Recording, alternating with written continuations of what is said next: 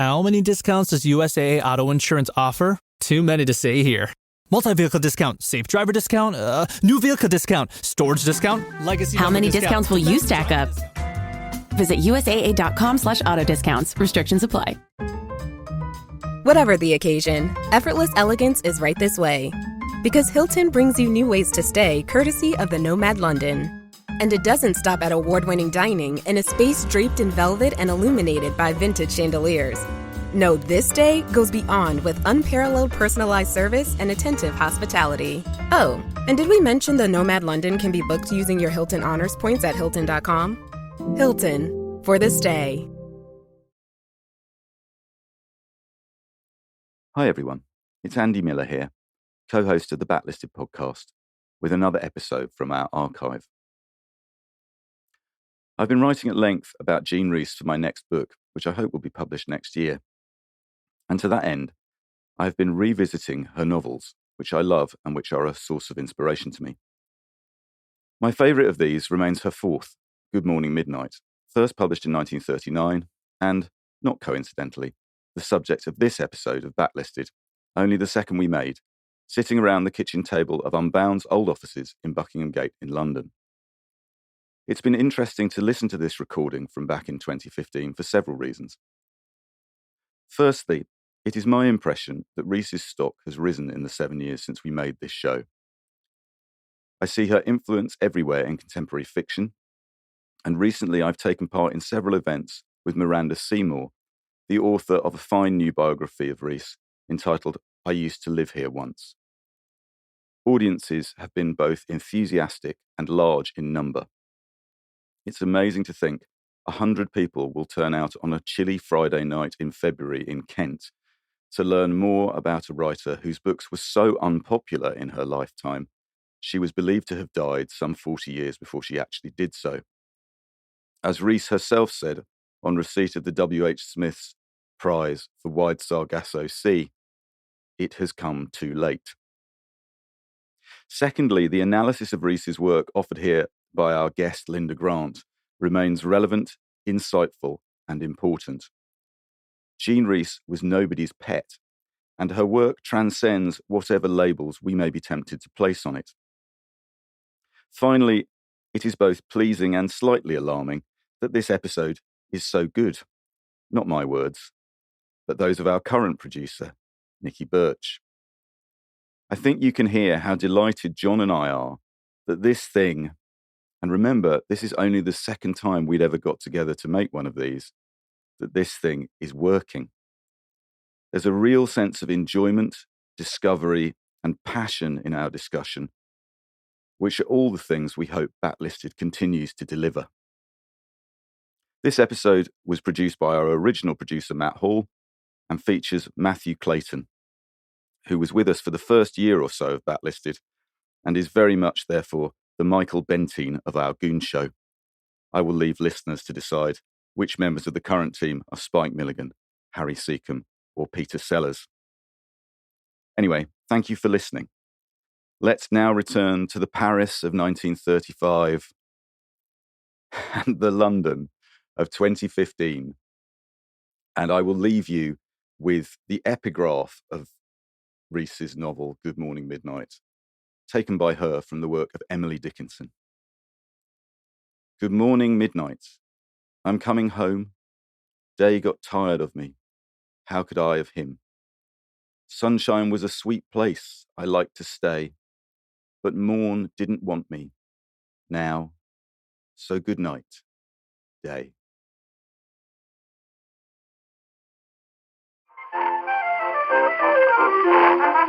Well, Jürgen Klopp is my favourite person in the world at the moment. Well, why not? I have a photograph of him on my phone. Really? Yeah, do you want to see a picture of him? I'd love that. You should make him your avatar on Twitter. That would really flex. Look, there he is. Look at him just relaxing. What was it, 6-1 against Southampton? Yeah, when they said to him, is it true you've had a hair transplant? He said, yeah, I think it looks really stylish. What do you think? He's just shameless. Yeah, And then he said some other manager had said, I play football as poetry, and he said, I play football as heavy metal. Absolutely brilliant. He's fantastic. I love him. And all the Liverpool fans completely adore him. And look at the results. Yes, I know. Love him.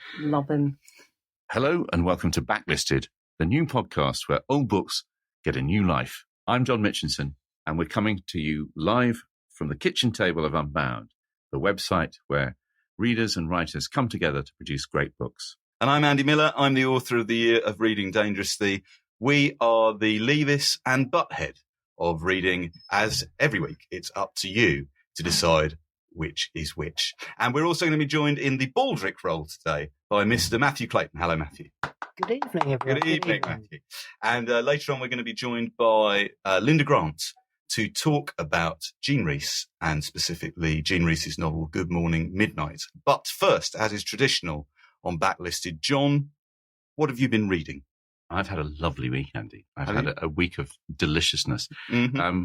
It gets to this time of year, and for those of you who are listening in September 2019, I'm actually talking to you in December 2015.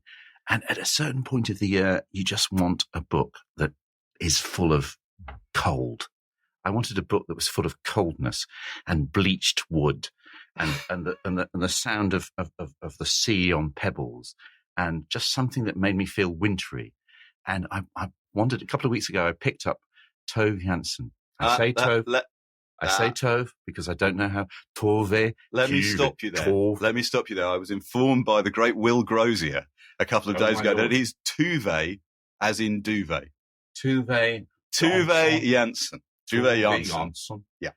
Well, I was reading Tove Jansson's The Winter Book, which is just a beautiful, almost a perfect collection of stories selected by Ali Smith, the great Ali Smith. Yeah. And I felt like it's an amazing thing. It's a collection of stories which almost functions like an autobiography. It's fictional, but the stories themselves are kind of cumulative, and they go through it starts with a very small child and ends with an old woman railing against the kind of the world.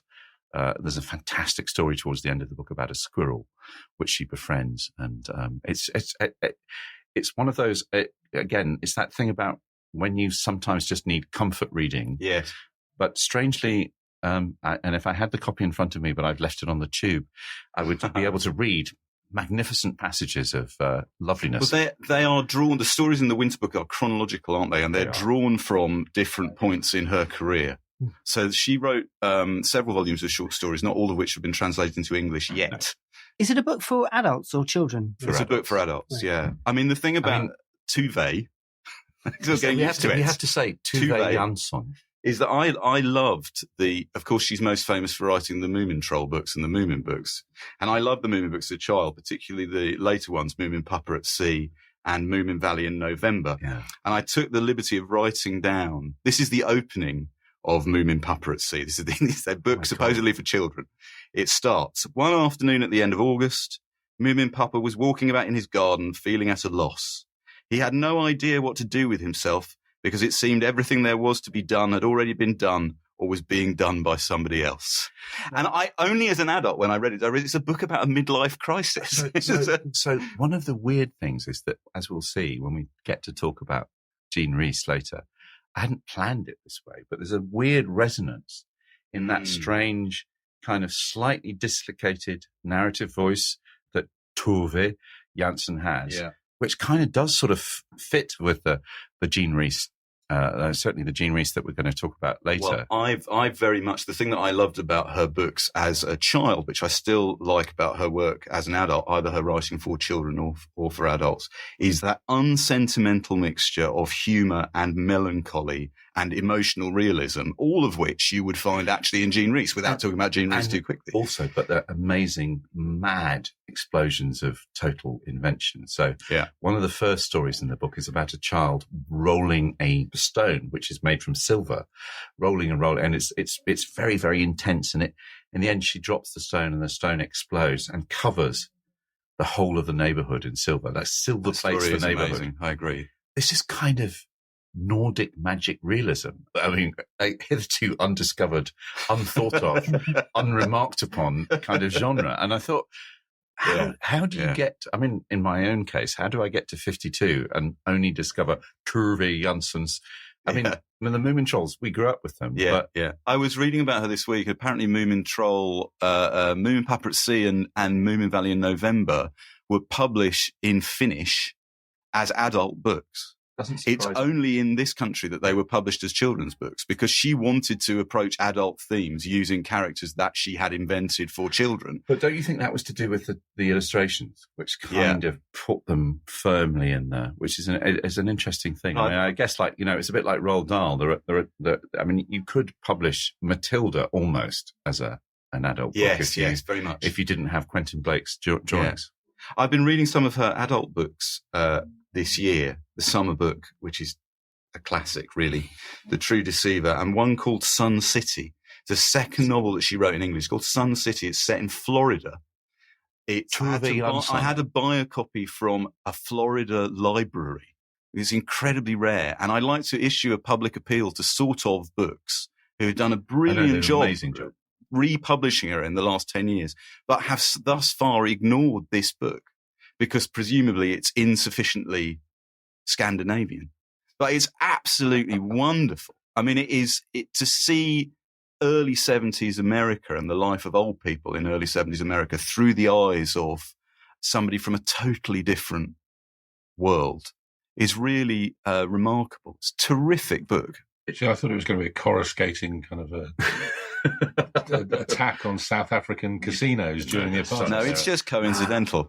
It's just a coincidence. Can I give it? It's really. This is a cheesy marketing line, because, as Andy knows, I can't resist a cheesy marketing line. But if Lyra Balakwa ever wrote short stories, they would read a lot like, I think, the stories in Tove Jansson's winter book and indeed the summer book. She's just, it's fantastically, they're just odd, aren't they? In the same way, and we'll come on to Jean Rhys, there's that sort of, that thing about writers who are odd.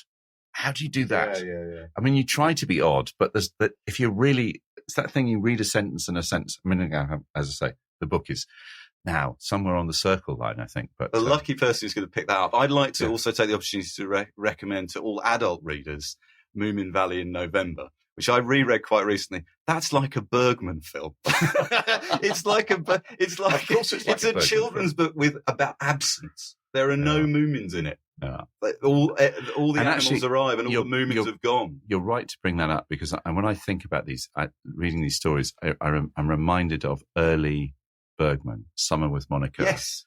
That kind of amazing, strange, weird thing that basically it's shit. The winter is shit, and then the summer is incredibly intense, and then there's a shit winter. It's you do get that sort of feeling that there's a lot of the stories in the winter book are about darkness and snow and ice and coldness, but there's also wonderful things about.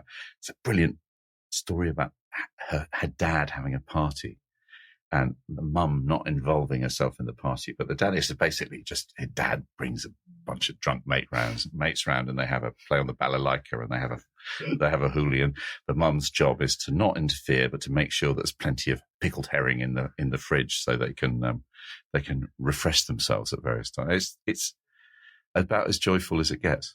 What are you reading this week, Andy? Sorry. I have been reading successfully from cover to cover A Brief History of Time by Professor Stephen Hawking. Yes, I think that's utterly deserved. Thank you. Which is right up there, if I'm not wrong, along with 1984 as the most talked about, least read book of all time. 1984? Apparently that's the book that most people lie about having read. Is it really?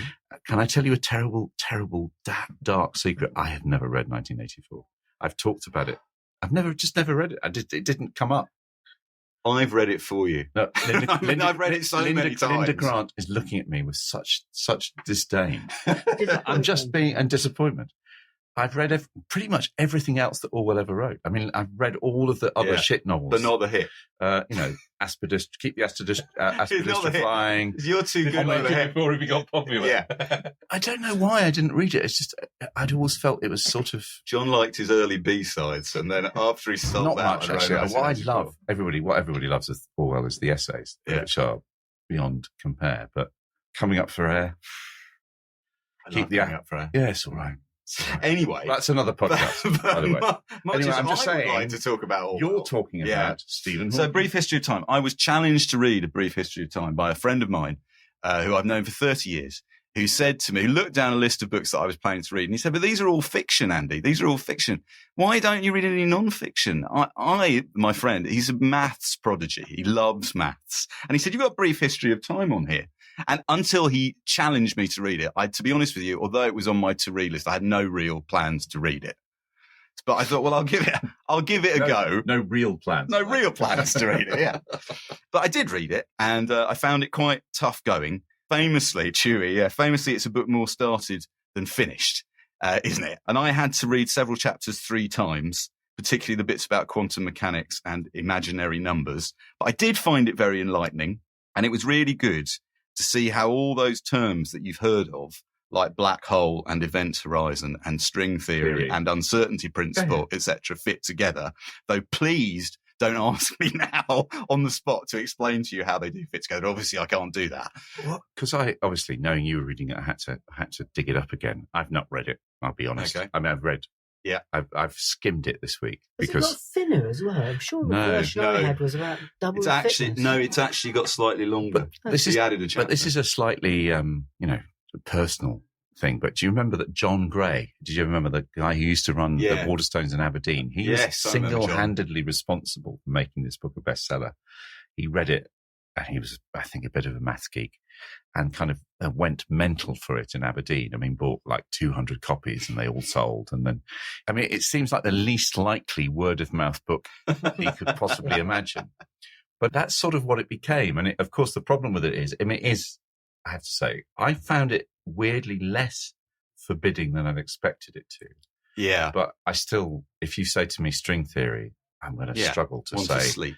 I'm going to struggle to say it succinctly and interestingly. Yes.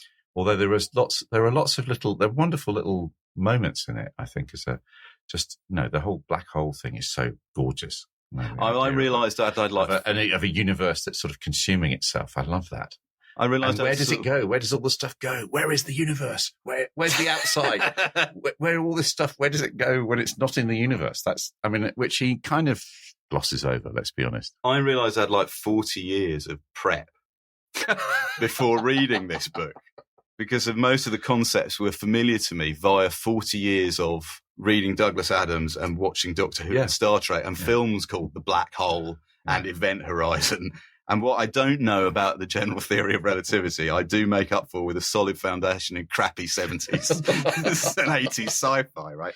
And on that basis, the real revelation for me when reading A Brief History of Time was that I found a mistake. No, God. I found a mistake in A Brief History of Time, a book which has been in print for 25 years and has sold in excess of 10 million copies. Right. I am going to read you the erroneous passage, and I'm going to ask you to tell me what's wrong with it. Okay? Erroneous passage. Here we go. Coming up. The other possible way to resolve the paradoxes of time travel might be called the alternative histories hypothesis. The idea here is that when time travelers go back to the past, they enter alternative histories which differ from recorded history. Thus, they can act freely without the constraint of consistency with their previous history. Steven Spielberg had fun with this notion in the Back to the Future films. Marty McFly was able to go back and change his parents' courtship to a more satisfactory history. What is the schoolboy error there? Outrageous. It was directed by a person other than Steven Spielberg. Absolutely. Back to the Future was written and directed by Robert Zemeckis and Bob Gale. Zemeckis, yeah. And so and Steven Spielberg was involved. He was the executive producer, but it would be a bit like attributing the success of A Brief History of Time to the finance director of its publisher, Bantam Books, rather than its author, Professor Stephen Hawking. And one of the other things I learned about A Brief History of Time while reading it is that Professor Hawking is not the kind of chap who would let an error like that go easily. Now, the first question that struck me is, why has nobody spotted that mistake in A Brief History of Time over the last 25 years, which sold 10 million copies? Well, clearly, one, it's not what the book's about.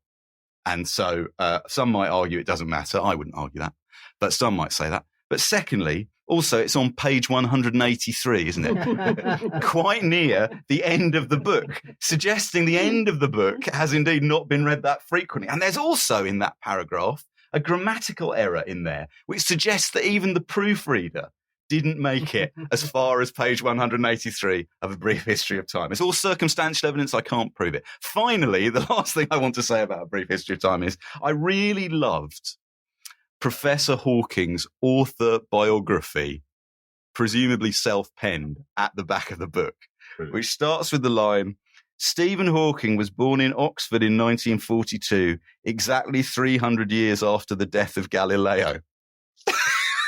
Just pluck that fact out of the air. That's a bit like me saying Andy Miller was born in Croydon in 1968, 6 years after Marvel Comics published the first issue of The Incredible Hulk, as though it were just a naturally flowing fact. Is that true?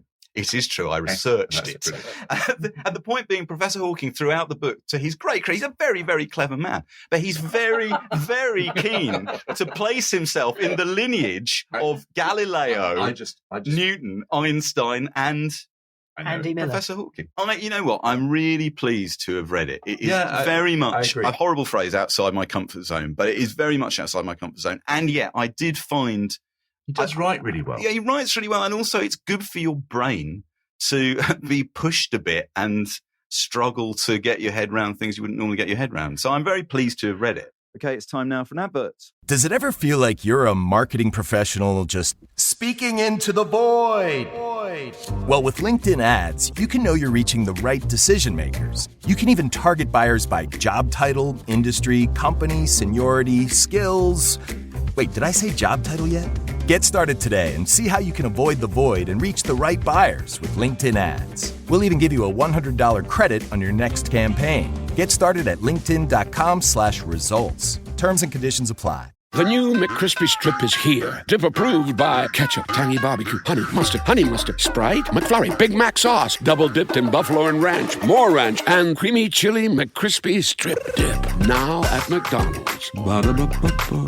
Ryan Reynolds here from Mint Mobile.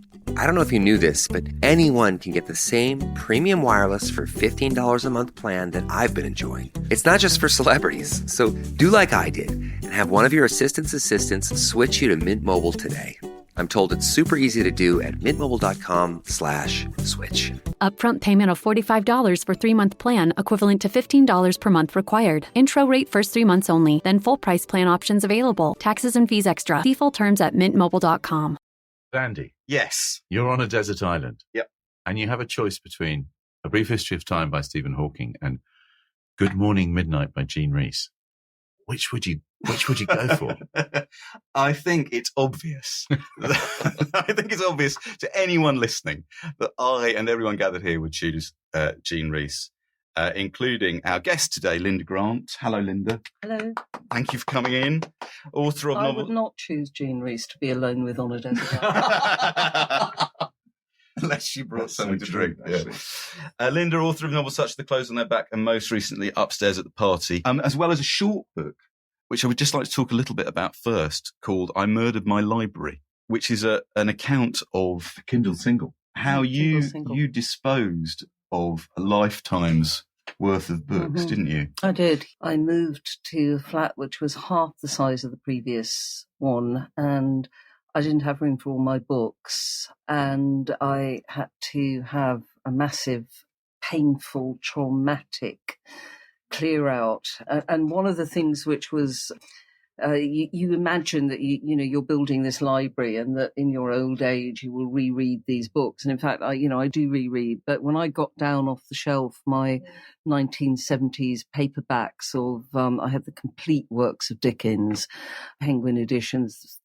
You open them, the pages sort of smelt, of cheap paper and bad ink, and they fell out because the glue had perished, and I couldn't read them because the writing was too small, typeface was too small. So I was sort of throwing them. And people asked me, did you get, do you send them to a book dealer? Nobody is interested. Nobody is interested in 1970s paperbacks. The next generation doesn't read. They're not interested. The book dealers are not interested. There were no first editions. There was nothing like that because I didn't buy first editions. I bought paperbacks.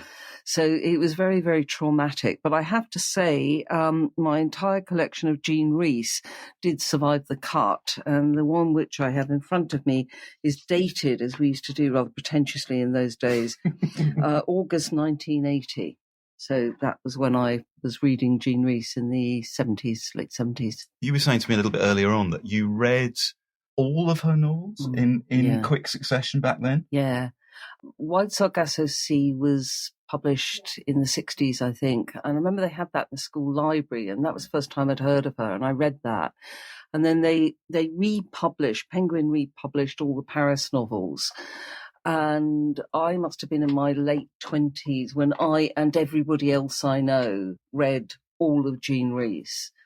And I've been trying to figure out why it was that in this kind of great feminist phase of our lives, we thought, for reasons which are now completely opaque to me, that she was some kind of great feminist discovery, because she is not. I mean, she's not a sister. I mean, she is the writer which I cherish. Of 20th century writers, she is the writer I cherish the most. Having said that, I haven't actually reread her because, as the writer Susan Hill said, you can't read two in succession because you commit suicide. But I remember reading them at the time and finding them indescribably painful, because what they were actually telling you is we were in our 20s, it was the 70s, we were absolutely arrogantly self-confident in our ability to change the world, have as much sex as we wanted, to smoke as much dope as we wanted, to do anything we wanted, to be anything we wanted. And then you have this series of very, very short novels about women who are 15, 20 years older than you, who are sitting in a room drinking themselves to death. And it was, I think, the first intimation to us that we were not immortal, that we were not young and going to stay young forever. So she was a kind of terrifying and corrosive and eye-opening read back then.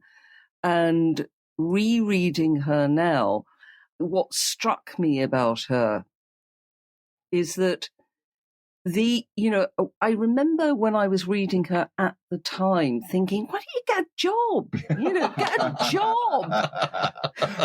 But the Jean Rhys heroine, does not get a job if she can help it. So what she does is... The most annoying girl you've ever met. She sits in... That's the thing I was reading Goodnight Midnight, which I'd never read before, which is brilliant.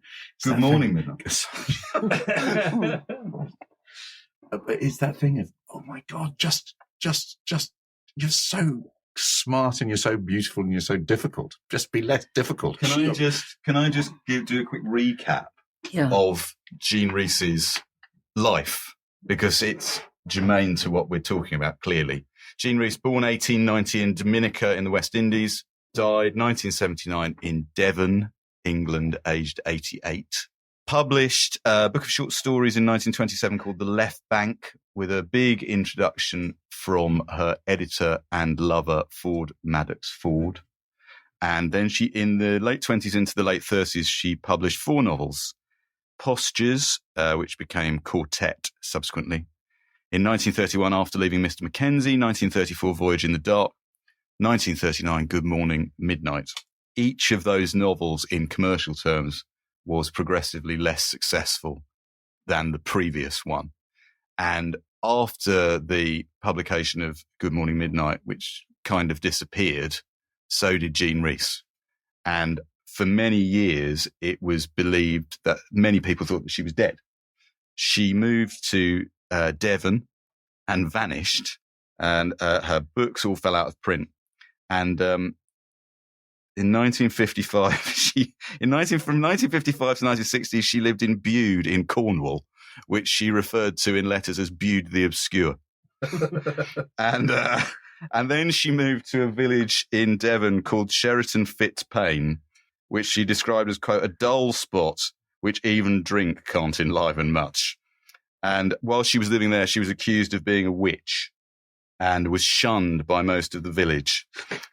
I found this quote from the chairman of the Sheraton Fitzpaine Parish Council, who in 2010 was asked how he felt about Jean referring to Sheraton Fitzpaine as a dull spot which even drink can't enliven much. And he responded by saying, there's always something going on. It's exceptionally friendly. There's football, cricket, darts and skittles. There's a drama club, a WI and a church.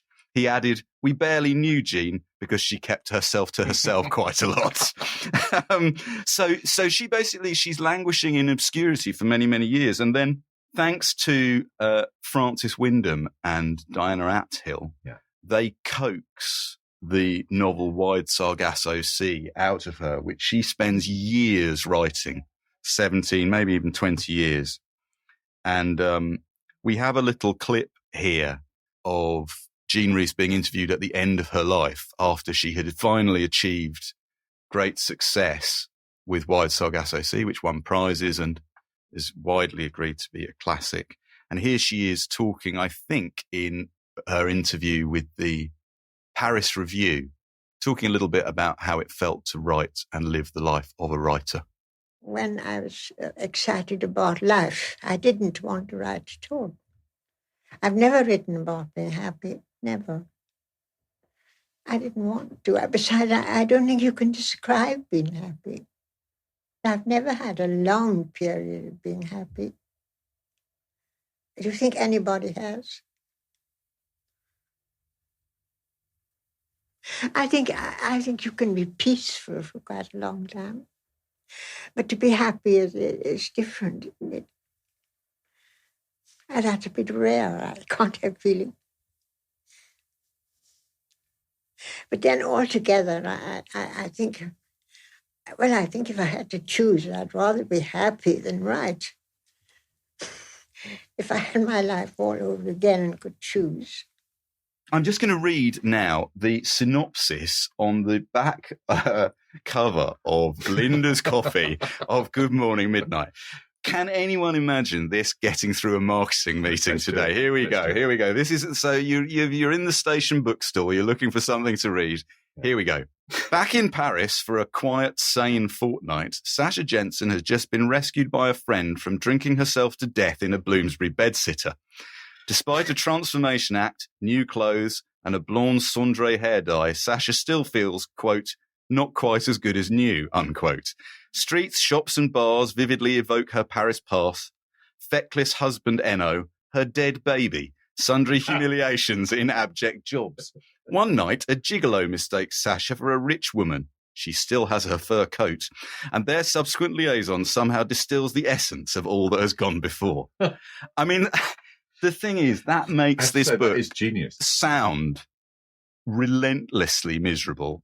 I don't think it is relentlessly miserable, is it, Linda? It's quite funny. Yeah, it is. It in is a dark way. Yes, it is. I mean, the thing about the Jean Rhys heroine of those Paris novels is they're all kind of pretty much the same. They get progressively older.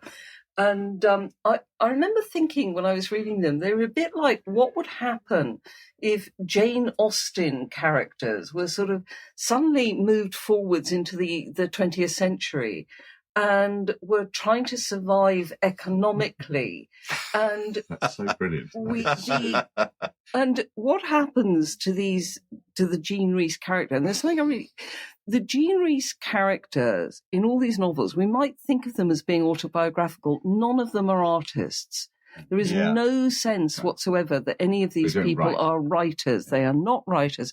They're women who have fallen off the edge of what is the life that women are supposed to lead. So what they do is they sit in a bedsit waiting for an ex-lover to send them a check so they can go and buy a dress to be presentable enough to go and sit in a cafe to be picked up by a man who will support them financially. So they live in this kind of world of incredible economic precariousness. And because, there's no sense of these women having any form of career, which is, I think, why we found it so strange in the 70s as young feminists. But what they do is, because of the dependence on men, the only jobs they could get are kind of, jobs in a cafe, jobs in a shop. And she hasn't got, she can't pull it off. She hasn't got the kind of work ethic. So, of course, what happens every single time is prostitution. And so the great insight about these novels is how women can fall into prostitution because of this, this world of dependence of men. And they're terrifying. Absolutely terrifying, but also, sorry, you wound me up and I'm going here. No, it's absolutely brilliant. Well, what every Jean Rhys heroine is absolute heroine character is absolutely obsessed with is clothes, right? Clothes are utterly important. So she spends this money on having this blonde cendre ash blonde hair. She's got a mink. She's always talking about her necessity for clothes. But there is this sense of these women being absolutely flayed.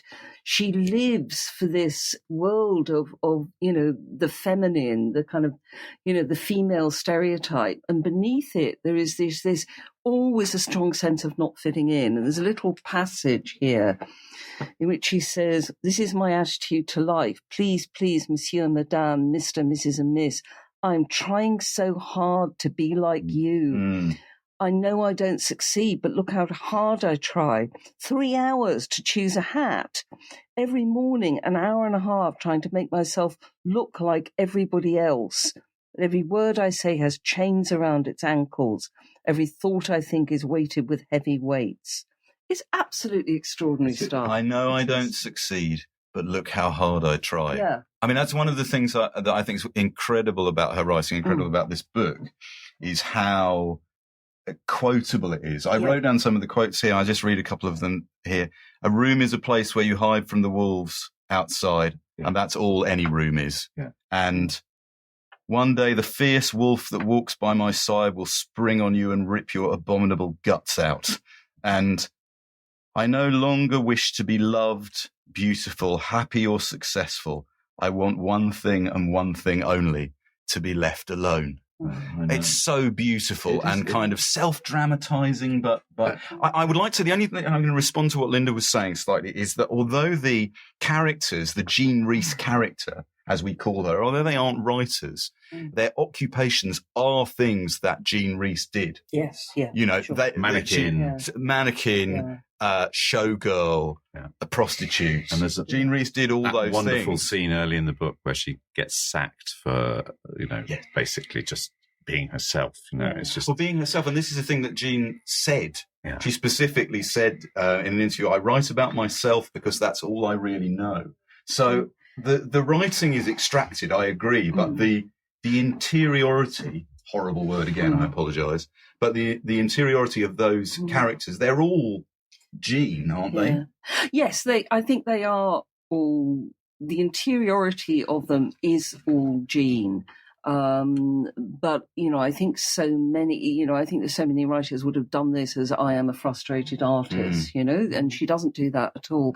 I mean, I think that one of the important aspects of her is the fact that she came from this very, very strange background, which is as an Anglo in the Caribbean. So when you read Wide Sargasso Sea, she's actually racist, but she comes to Europe and she experiences the coldness of the climate, but also the coldness of the people. But she doesn't really belong in the Caribbean. And she feels that she doesn't belong in the Caribbean, but she doesn't belong here either. And so this powerful sense of alienation is running through absolutely everything. And in a way, she's alienated from the human race. And what she wants is love. She wants to be loved. That is all she wants. That's the thing for me that made, not having read it before, it's a total revelation. And it's just every... I'm going to read them all now because I just want that voice. And there's just little things. Is that I've never read anyone who captures that sense of the desire for self-improvement and at the same time the undermining of that. It's like she's. So there's I love this. The thing is to have a program, not to leave anything to chance, no gaps. No trailing around aimlessly with cheap gramophone records starting up in your head. No, here this happened, here that happened. Above all, no crying in public. No crying at all if you can help it. And of course, the book is basically just punctuated with her crying at various... there's something wonderful about that sense of being inside somebody's head and that she doesn't want to do... I've never really quite read anyone who's done that interior monologue as believably. It's like somebody talking to themselves. Yeah. That's one of the wonderful things about the book. And also that she has a kind of, why do such terrible things happen? Answer, because I expect, create and deserve them. She can't be free of her own sense of anger, self-persecution, but kind of despair, but humour at the despair, but it kind of goes round and round, Instinct for self-preservation. She has no instinct for self-preservation whatsoever. There is no common sense there. There's never any common sense. She's reckless. She buys a painting when she hasn't got any money. She gives the gigolo, her money. She's crazy. She's crazy and you want to give her a shake. But isn't it an amazing thing is that somehow you care about the journey? It's like, you think, well, who is this? It ought to be depressing, but it isn't because the language is so precise and the language is incredibly spare. We should say that. Yes, I want to talk about the language. Here we go. Yeah. I have no pride, no name, no face, no country. I don't belong anywhere. Too sad. It doesn't matter. There I am, like one of those straws which floats around the edge of a whirlpool and is gradually sucked into the centre, the dead centre, where everything is stagnant and everything is calm. That's so beautiful. It's so great. Punch the air, brilliant, isn't it? It's just for that sense of somebody whose life there's no volition there.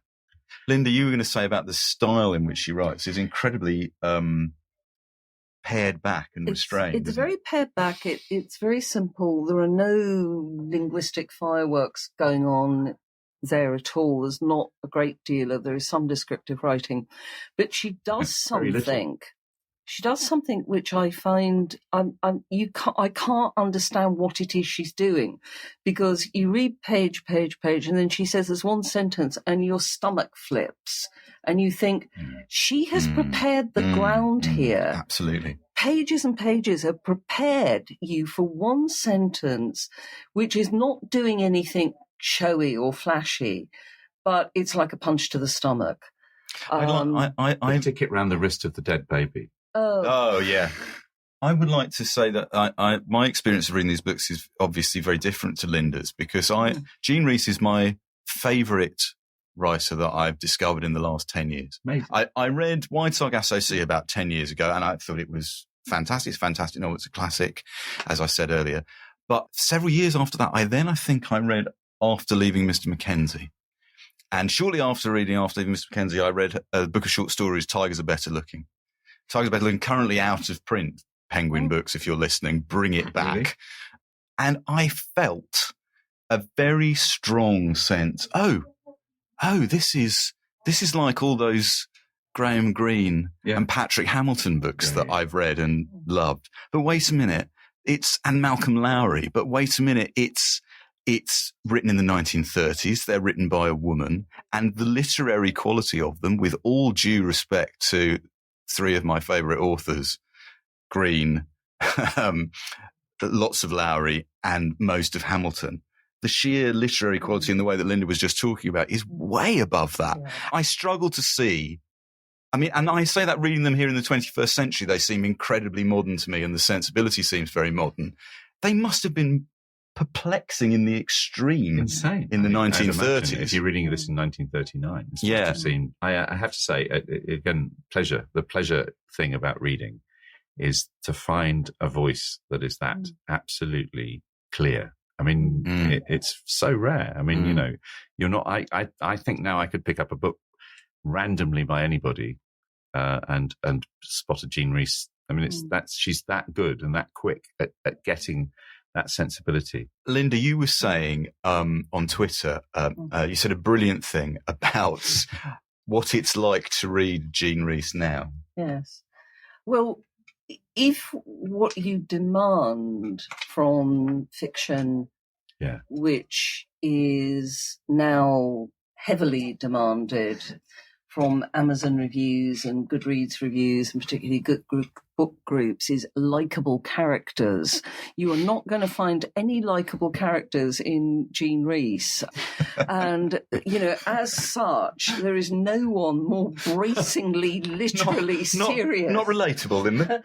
You want that sort of but with serious misgivings. I mean, sort of like... not relatable.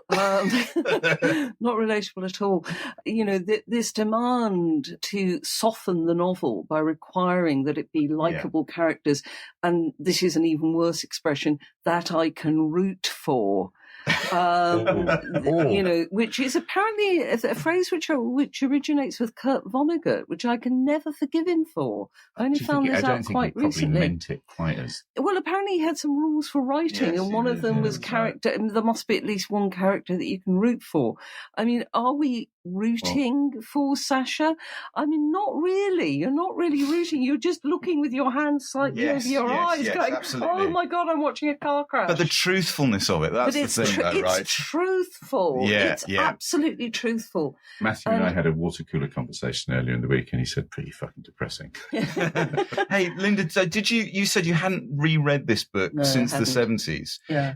Was it as good as you remembered it? Was it better than you remembered it?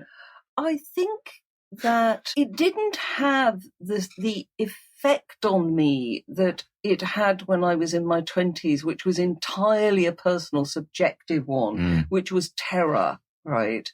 Because I think that when I was in my 20s, there were these, they probably exist less now, but sort of middle-aged women living in a bedsit on limited means, who would be, hitting the ceiling with the broom handle to tell you to keep quiet. These women who sort of spinsterish women that you're all completely terrified of being bedsit land.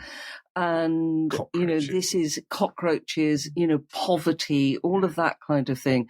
And I think we saw this kind of abyss, this kind of gulf of horror that, possibly, and you get to the age you're like, "Oh, that's all right, I'm okay, fine." That didn't happen. We're out the other side. Yeah, we're out the other side of that. But I think that rereading rereading her style is so extraordinary. I remember having a conversation with a publisher who was very taken aback when I said that I thought that Jean Rhys was one of the great writers of the 20th century. And he said, slightly sneeringly, well, I put her on a par with Evelyn Waugh. And yeah. I mean, I love Evelyn Waugh, but this woman is doing something so far beyond, what Waugh was doing, even though I like him very much. I can see some of the similarities, particularly in those early novels, but these are not social novels. I think that, the pain of reading her has subsided. And I now think to myself, how is she being read by people who are coming at her for the first time? And now I find out.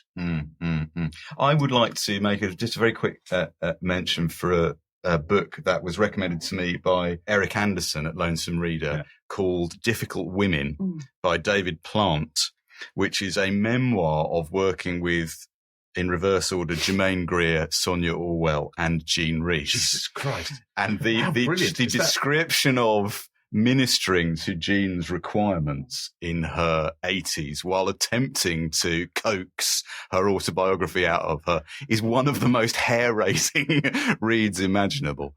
And that sense of what it must have been like to be Jean Rhys at that stage is very brilliantly communicated there, which brings us, the being Jean Rhys, brings us to at last Mr. Mathew Clayton with a tenuous link.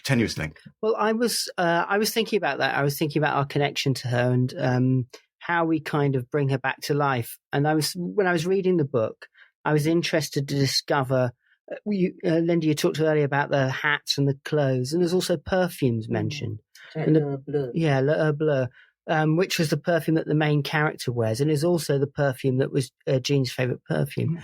And I was amazed to discover that it's still being manufactured. So I went to Debenhams at lunchtime, and I've got in this bag.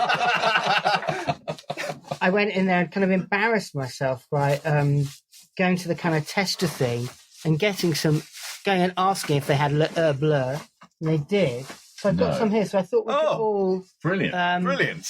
I've got some for us all to smell. And I thought, Andy, maybe you could start by smelling the glove. Smell the glove. It's just something I've always wanted to ask. Thank you very much. So it's on it's on here. It's on the glove. Yeah, it's on the glove. Actually produce a bottle. It costs 80 quid, Linda. Yeah, I know. So you sprayed the gloves. I sprayed the gloves. What do you think it smells like? Can you smell it? To me, it smells of Mr. Sheen. Yeah. if that's what Mr. G. I'm not good on How would you describe it? I can give you the manufacturer's description. Go on. So it's described as it opens with a spicy, sweet aniseed note. Yeah. That leads into rose, carnation, violet. The soft and powdery floral notes rest on a bed of vanilla. Do they? Yeah. Sorry, and it's supposed to evoke is this the perfume that Jean wore that Sasha wore in the book? Yes. Yes, it is. Yeah. And the just mix that smell with some Pernod. Yeah, and then you have the I mean, smell can of we the- just say that very few people have ever written better about drink ever? Yeah. I mean, she's really out there. I love this great amazing, passage. actually. Yeah. I have an irresistible longing for a long, strong drink to make me forget that once again I have given damnable human beings the right to pity me and laugh at me. Isn't that brilliant? That's every time I've ever been in a bar ever.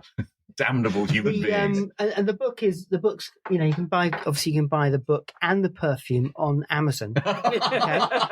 Which do you think has the highest customer rating? No, the book or the perfume? It must be the perfume. So, Linda, you're going for the book. Andy, you're going for perfume. Well, I have to go for the perfume, obviously. Well, it's actually the book. Linda, you're right. The book's 4.4. Yeah. The perfume only 4.1. Well, that's because statistically accurate. And that's because it's a perfume which is dated. If you see what I mean, it's very old lady. It smells very old ladies. The thing about perfume, if you're a woman, is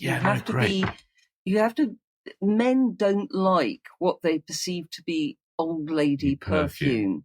And I remember I had just come from a perfumier and I had two scents, one in each hand, and I was at the hairdresser's, and I said to the hairdresser, male, which one do you like? And he said, don't like that one, it's old lady. Yeah. So contemporary men don't like strong scents. Interesting. Strong, complex Mathew, scents. are those your gloves, or did you just find them in the Debenhams? I do love smell the I'm glove. afraid they're my gloves. Now I'm going to be smelling of Jean Rhys on my cycle home. Yeah. Can I eyebrow from your family on returning. Can I tell you one thing that my QI research threw up many years ago, which is extraordinary, is that they tested a lot of chemicals on sperm, and the main chemical that's in lily of the valley, they discovered, made sperm swim 3 times as fast as any other So, your kind of grandma's knicker drawers. They used to have those. I don't think they have them now, but you'd have Lily of the Valley sachets in your drawers. Possibly all worked out for the best. The final thing about the perfume, I think, is maybe one of the reasons why she loved it so much is the stopper of the perfume is a hollow heart. Oh, there it is. Beautifully done. Very good. Tenuous, but so That's very nice. Well, thanks for listening. Thank you, Linda. Thank you for coming to talk about Jean Rhys. Thank you, Mathew, for your tireless research and your ability to go into Debenhams and smell the glove. Thank you, John.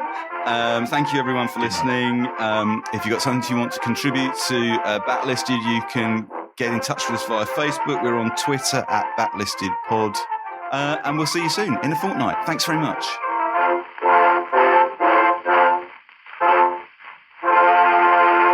If you prefer to listen to Backlisted without adverts, you can sign up to our Patreon. It's www.patreon.com/backlisted.